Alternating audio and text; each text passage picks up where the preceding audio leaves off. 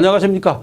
전국의 교정직 승진 수험생 여러분, 자, 특히 교도관 우리 근무하시는 분들 여러분 안녕하십니까. 자, 우리가 지금 교정직 특히 승진에서 교정학 800제를 풀도록 하겠습니다. 이 800제는 그동안 출제됐던 모든 문제를 다뤘고요. 앞으로 출제될 가능성 있는 문제까지 변형된 문제를 다뤘습니다. 특히 9가지 형태로 분류했기 때문에 합리적이고 과학적인 어떤 문제 접근 방식이다 이렇게 말씀드릴 수 있습니다. 800제이기 때문에 우리가 25회에 걸쳐서 여러분과 만남이 있기 때문에 1시간당 8문제에서 9문제를 다루도록 하겠습니다. 물론 이 문제 말고 다른 문제까지도 터치하면서 나가도록 하겠습니다. 그리고 비중에 따라서 강조하는 부분, 그 다음에 좀 가볍게 그런 다루는 부분을 나눠가지고 살펴보는 시간을 갖도록 하겠습니다. 여러분들은 우리 에듀마켓에서 우리가 가지고 있는 그런 커리큘럼에 따라서 계속 연구하고 공부한다면은 반드시 한 번에 합격할 수 있는 그런 영광을 안을 것이다 이렇게 생각이 됩니다. 자, 9가지 파트 중에서 첫 번째 시간이 되는데요. 이번 시간에 공부할 것은 바로 교정학의 역사라든가 어떤 발전적 흐름 이런 부분에 대해 살펴보도록 하겠습니다. 자, 그럼 문제풀이를 하도록 하겠습니다. 자, 여기 보시면은 교정학의 의미 및 발전적 동향 이렇게 되어 있습니다. 자, 여기서 보시면은 교정학이란 개념이 이제 물어볼 겁니다. 교정학 같은 경우는 잘못된 부분을 바로 고쳐가지고 바로 건전한 사회로 복귀시킨다. 이런 의미를 가지고 있다고 말씀드렸습니다.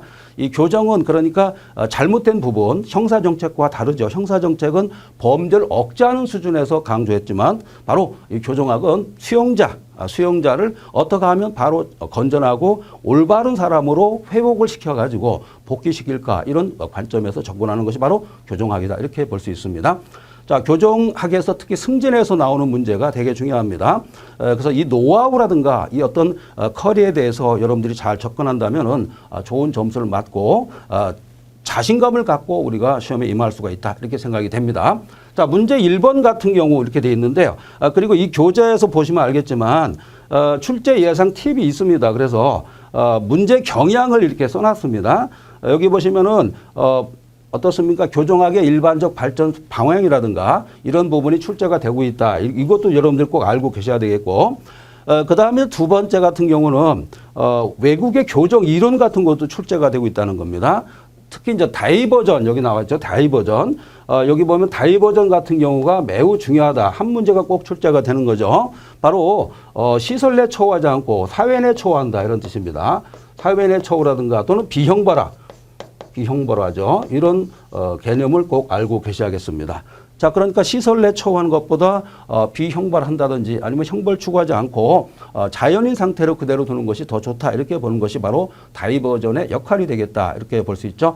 다이버전을 하게 되면 어떤 좋은 점이 있습니까? 바로 교도소 과민화를 억제시킬 수 있다. 이런 아주 특장점이 있기 때문에 매우 바람직한 방향이다라고 볼 수 있고, 자, 출제 경향은 이런 바람직한 방향을 반드시 물어보게 돼 있다. 이렇게 생각이 되는 겁니다. 자, 그 다음에 이제 부정경제도 또 나왔죠. 부정경제도가 반드시 출제될 것이다 라고 보고 있습니다. 자, 우리가 정기형제도가 있고 부정기형제도가 있습니다. 특히 우리가 어떤 처우 모델과 관련해 가지고 이 정기형이라든가 부정기형을 반드시 물어볼 것이다 이렇게 생각이 됩니다. 특히 최근에 이제 정의 모델이 주를 이루고 있는데 1970년대 중후반부터 바로 미국이라든가 이런 뭐 선진국에서 발전된 것이 바로 정의 모델 아니겠습니까?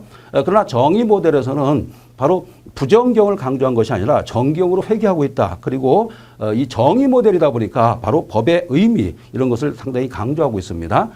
그리고 삼진 아웃 제도라든가 이런 제도를 도입함으로써 엄벌주를 채택하고 있다. 꼭 알아주시기 바랍니다. 자, 그 다음에 이제 교정학의 기초 이래서 이제 문제가 나오는데요. 자, 여기를 보시기 바랍니다. 교정학의 기초에서 문제가 이제 1번 나왔을 겁니다. 여기 보시면은 사실은 1번은 문제 풀 필요도 없는 문제인데 이런 문제가 나올 경우에는 간단히 체크하고 넘어가도록 하겠습니다. 자, 여기 보시면은 교정의 이념으로서 재통합 이런 게 상당히 중요합니다. 재통합을 채택할 때 가능성이 높은 것을 예상 교정했는지 뭐냐 이렇게 돼 있는데요. 여기 보시면은 가석방이라든가 부정기 제도를 폐지한다 이렇게 돼 있는데 그렇지 않죠. 부정경 제도를 오히려 확대해야 된다 이런 뜻이 되겠습니다. 이 부정경 제도는 반드시 시험에 출제가 되고 있다 이렇게 볼 수 있고, 자 그다음에 이제 질서 유지라든가 이렇게 돼 있는데 이때 가장 가능성이 높은 것이 뭐냐 이렇게 돼 있는데요. 이때 답을 중간 초소 신설 이렇게 간단히 하시면 된다는 얘기죠. 그러나 1번 문제는 그리 중요한 문제가 아니었습니다. 지금 첫 번째 시간이기 때문에 샘플로 제가 이런 식으로 이제 수업을 한다 이렇게 말씀드렸고, 자 그러면 두 번째 문제부터 우리가 보도록 하겠습니다.